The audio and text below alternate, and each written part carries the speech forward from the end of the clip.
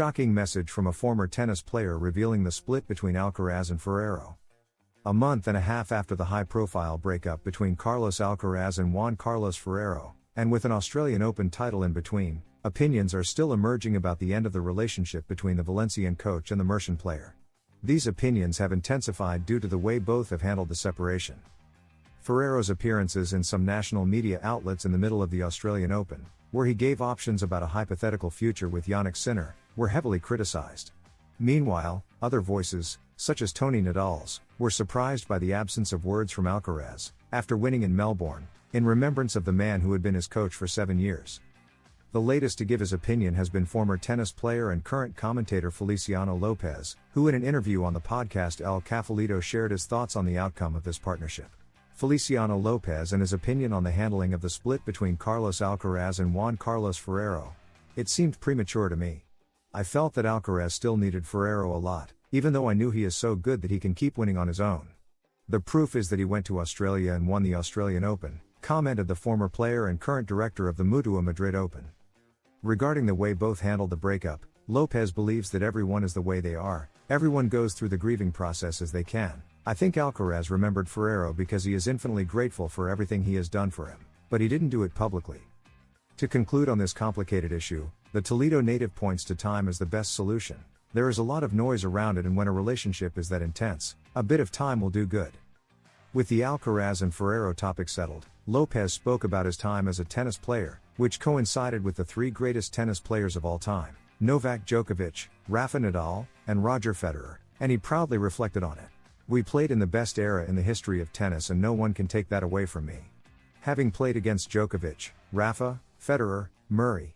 If you got Djokovic and played the match of your life, the next day Rafa was waiting for you, the next Federer, recalls the winner of 7 ATP titles. He even addressed another hot topic, the comparison between the Big Three era and the current era dominated by Carlos Alcaraz and Jannik Sinner. Saying that 10 years ago was the best era in tennis doesn't take anything away from current players like Alcaraz or Sinner. When people talk about tennis eras, no one's merit is diminished by saying that the best and most competitive era has been the recent one, Feli Lopez concluded. Shocking Doha draw that has benefited Carlos Alcaraz. Stay until the end to find out all the details. The Doha draw brings surprises. Sinner faces a tough path, Alcaraz has a favorable draw. The French players aim to make the most of their opportunities. 2 weeks after the end of the Australian Open, the leading duo of the ATP Tour returns at the Doha tournament. The draw for the Qatari tournament, which has belonged to the ATP 500 category since last year, was held this Saturday. Sinner not favored, Carlos Alcaraz, eliminated in the quarterfinals last year, will begin his week against Arthur Rinderknecht. He has been quite fortunate in the draw, as he is in the section of Karen Khachanov, who is far from his best form at the start of the season. In the bottom half of the draw, Jannik Sinner will have a lot to deal with from the start against Thomas McHack, world number 31 and winner of the Adelaide tournament in January. He could meet another Czech in the quarterfinals in the form of Jakub Mensik. As for the other seeded players, defending champion Andrei Rublev will begin against Jesper de Jong. He could face Hugo Humbert as early as the second round, if the latter manages to eliminate Fabian Marozsan. Rublev is in the section of his compatriot Daniil Medvedev, who will start against Zhongkang Shang. A clash against Stefanos Tsitsipas could take place in the next round. Finally, Alexander Bublik will play his first round against a qualifier, while Yuri Lehecka, last year's semi-finalist, will face Jenson Brooksby. Regarding the French players, Arthur Fils has avoided a seed and will have a good chance to get through the first round against Kamil Mierzik. Giovanni Mpchi Perricard has drawn Zizou Bergs, and Valentin Royer, still without a single victory this year, will play against a qualifier. Tommy Paul has accumulated 5 consecutive defeats against the world number 1 and, during the Dallas tournament, admitted that he is happy not to face Carlitos. Carlos Alcaraz has become the black beast of practically the entire professional circuit. The Mercian, at 100%, seems completely unbeatable and, incredible as it may seem, there are players who are glad that the reigning Australian Open champion has taken a break after conquering the first Grand Slam of the year. One of those players is Tommy Paul. The American has 5 consecutive defeats against Carlos when, a few seasons ago, he was one of the players who caused the Mercian the most problems. The story has changed considerably, and Tommy, during the ATP 500 in Dallas, confessed that he is glad not to have Alcaraz in the draw.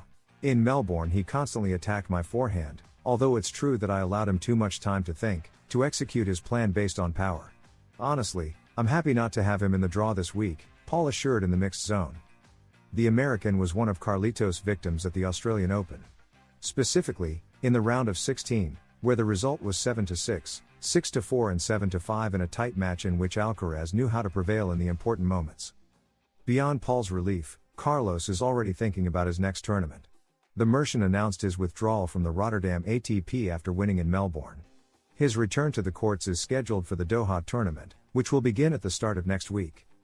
Formula One is slowly getting underway with the preseason tests in Bahrain, the first steps of the championship before it kicks off in Australia in just under a month. Fernando Alonso is there, and he is not having the best time due to problems with his Aston Martin. However, in recent days he has received great support from Carlos Alcaraz, the best tennis player in the world, who has never hidden his Alonsismo and was able to experience firsthand the sensations of one of his idols. He was also with Carlos Sainz. The tennis player stopped in Bahrain on his way to the ATP 500 in Doha, which he will play from February 16 to 21. The world number 1, recent Australian Open champion and the youngest in history to complete the Grand Slam, made a stop at the Sakir circuit, where he happily posed for photographers with both drivers, greeting them in their respective team areas. It is not the first time he has been seen in a paddock, both in F1 and MotoGP, where he was very prominent last year at the Jerez Grand Prix, where he was in charge of waving the checkered flag at the end. However, the one he has most often been seen supporting is Alonso, with interactions on X related to typical fan mantras, as well as using the Asturian's iconic celebrations, such as the little birds he used when celebrating his victories at Renault, which Alcaraz used at the Australian Open. A strange connection. With Cordoba, taking advantage of Carlitos' visit to Bahrain, he received a somewhat unusual gift, as their Highnesses Sheikh Nasser bin Hamad bin Isa Al Khalifa and Sheikh Khalid bin Hamad bin Isa Al Khalifa, part of the ownership of Cordoba CF of La Liga High Promotion, presented the Mercian with a jersey of the Caliph team during the tennis player's visit to the Emirate. It is not the first approach of the world number 1 in tennis to football. Over the years he has often been seen at the Santiago Bernabeu. Moreover, last year during Wimbledon he trained wearing a Real Murcia shirt, a team he also supported this season during the Copa del Rey tie that the Granas played against Real Betis at the Nueva Condamina. Casper Ruud on the generational change. Alcaraz and Sinner hit harder than the Big Three. The tennis player has shared the court with the Big Three and with the new generation, analyzes the change at the top, and points out a key difference. The power and speed of Carlos Alcaraz and Jannik Sinner have taken tennis to an even more demanding physical level. Casper Ruud has competed throughout his career against both the Big Three and Alcaraz and Sinner. And although comparisons are odious, it is inevitable to talk about the generational shift among the stars. And who better to discuss it than the Norwegian, who has had the opportunity to play against all five. The differences between the Big Three and the new generation. The tennis player has faced the five legends on several occasions, although he has only managed to defeat Djokovic once and Carlos Alcaraz once. In an interview with Tennis Magazine he first spoke about everything he has learned playing against the greatest. The differences at this level are incredibly small. I have learned that patience, faith and acceptance are needed at the same time. These final defeats hurt, but they also showed me that this is my place and that is important for my confidence in the future. Rafa always went all in with his forehand, but he had more spin on the backhand, and now we have Carlos and Jannik. Neither side is a weakness. It doesn't matter whether it's the forehand or the backhand, they blast it. Moreover, they move well physically. They move wonderfully, he compared, highlighting Nadal's completely different style of play with that of the current top two in the world. Catching up with Sinner and Alcaraz, mission almost impossible. One aspect that has been taken to the next level is their movement. You see them sliding, defending from anywhere on the court. The same happens with Carlos, and I think they defend in the same way Novak does. You feel you have them on the defensive and, with one shot, they switch back to offense.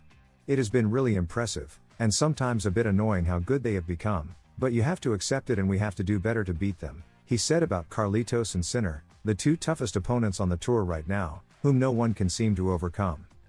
Many analysts define Alcaraz as the remix of the Big Three, with Federer's creativity and movement, Nadal's grit and power, and Djokovic's defensive elasticity. But Sinner is flawless execution. He has even been compared to the Serbian for his ability to suffocate opponents from the baseline.